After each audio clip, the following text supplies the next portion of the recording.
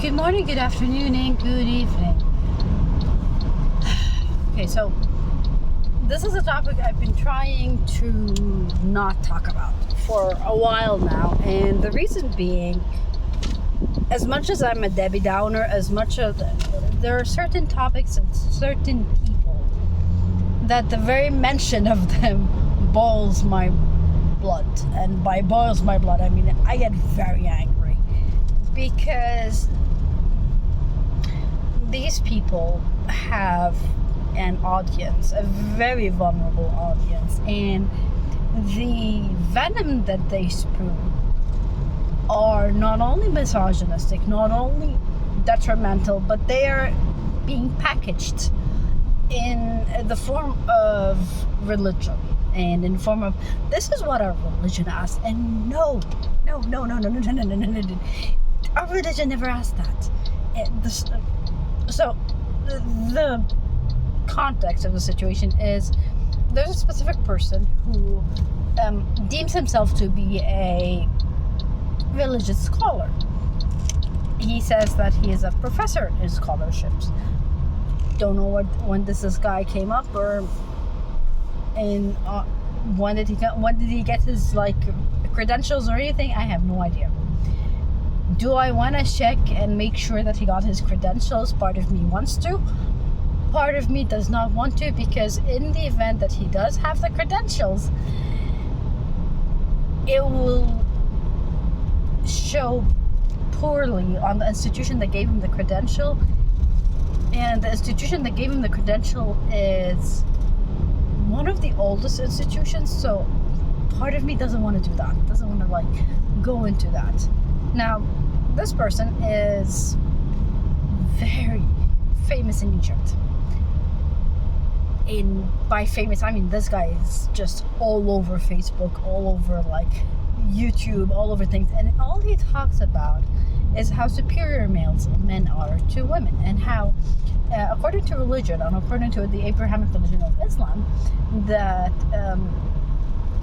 the idea of women trying to be independent or things like that is a worldly view that is very detrimental to the woman, and it's not her nature. To the point that I just saw a post from him that a friend of mine sent it to me, where this particular female that came on Facebook has been not only abused in so many ways by her so-called husband, and I say so-called because I don't deem this person as part of humanity, or even consider him part of human. This being is a monster for what he has done to her, and what he has done so much damage to her. And this guy, okay, so this scholar decides to talk about how it is okay that this person abused her. It is alright that this man did it, because he's her husband. He can do whatever he wants to do. She is his so-called property that he has to do. I'm already getting really angry as I'm talking, because part of me is just sitting down there how was this guy given so much traction? And it comes back to even because you have that version of him in the Western world, which is Andrew Tate. And I'm like, how can people follow that logic and that demeaning nature of how they converse and how they talk?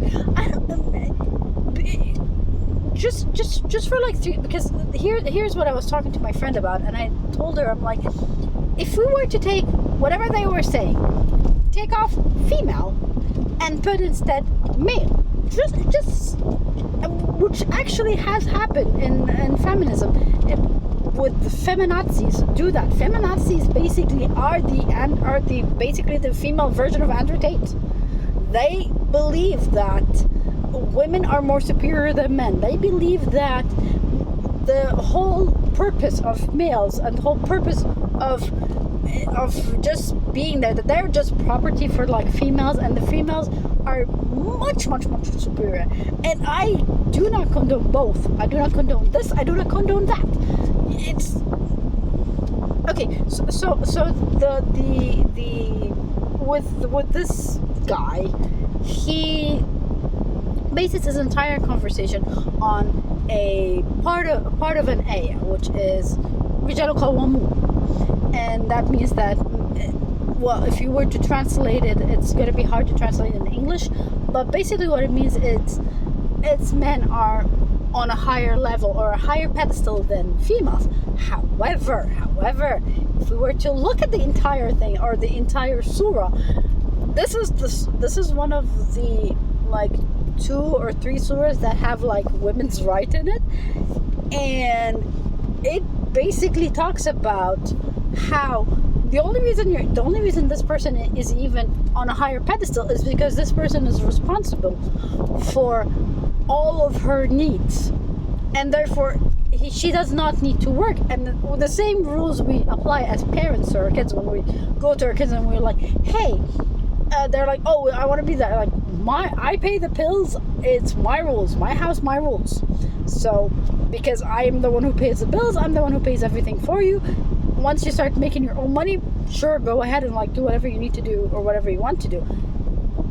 It is the same, not exactly the same idea, but it's very close to that idea, of that analogy of I pay the bills, I have given you everything you need, everything you require.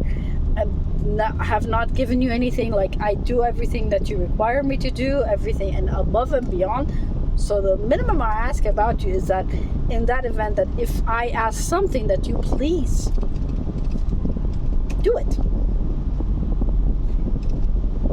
Is it fair? Depending on the culture, depending on everything, it could be fair or it could be unfair.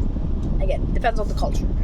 And this is where culture comes in with the religion. So this is a part of the culture. But anyways, this guy just doesn't want to do the payment thing. Doesn't want to do anything. Just uses the whole, like, we are on a higher pedestal than you. And then there's another one that he uses another thing, and that is like, it is roughly translated to women lack brains and religion. Again, the context is very different. When you really find what the context of that sentence is, it gives you a whole different picture. It paints a whole different picture, and it paints a whole different thing. And it's not like it's even reached a point where we are 100% sure that this is, well, it is not accurate. It is not an accurate conversation, and there's a lot missing. So, why am I going on a freaking rant about this guy? Is because he has amassed a following in Egypt that has resulted in violence, has resulted in people doing, or males doing whatever the F they want to do, on the premise that this person said that it was okay. And it has become to a point where I am grateful for the privilege that I am in, and that is that I live in a closed compound, that I live in a closed area, that as you've seen, there's like a gate that goes in there, that nobody goes in, like you can go out, you can go in. I'm privileged to live in a place like this. I'm privileged to live in an area like this where it's safe, where the community is still sane. And be it that it's worldly or not worldly, that whole point of view is, you can't say to a single person, because they're not doing exactly what you want to do, that they are of worldly behavior. They're not going to go to heaven or go to the afterlife or get reincarnated or whatever. You can't say that to the people, and you can't just use religion however you like it. You either use the entire thing or you don't use the entire thing. I mean, like I said, I get very, very, very upset with this point of view, is because I've met people like him in my life.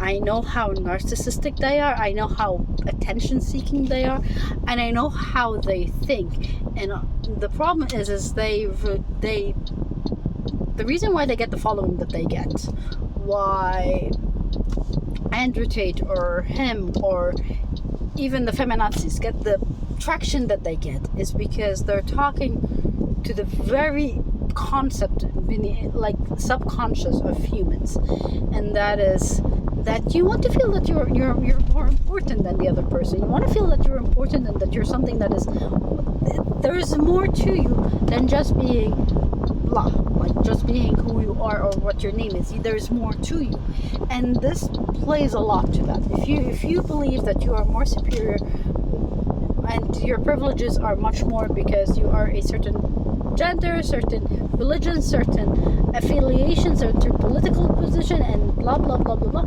If that's what you think it is, if that's what you believe in, and somebody talks to you in that context and talks to you within that context, you're very much going like, yeah, that person is absolutely correct, and you will listen to everything. And it is a fallacy. It is a logical fallacy that is extremely dangerous, because then you would take everything this person says to be the truth, because of the certain few things that they said that is considered the truth. And it's very dangerous. It is extremely dangerous. And I'd love to talk more about it. I'd love to delve more into the psychology behind it, because that's actually how propaganda works, and that's actually how dictators actually, I'm sorry to say that, but it's actually how dictators work. That's how they do. That's how the propaganda works, and it's sad to see it happening in reality to people who are innocent, who they don't deserve this. Anyways, this has just been my 2 cents. I'll talk more about it later on. Anyways, it's been nice talking to you guys. Bye bye.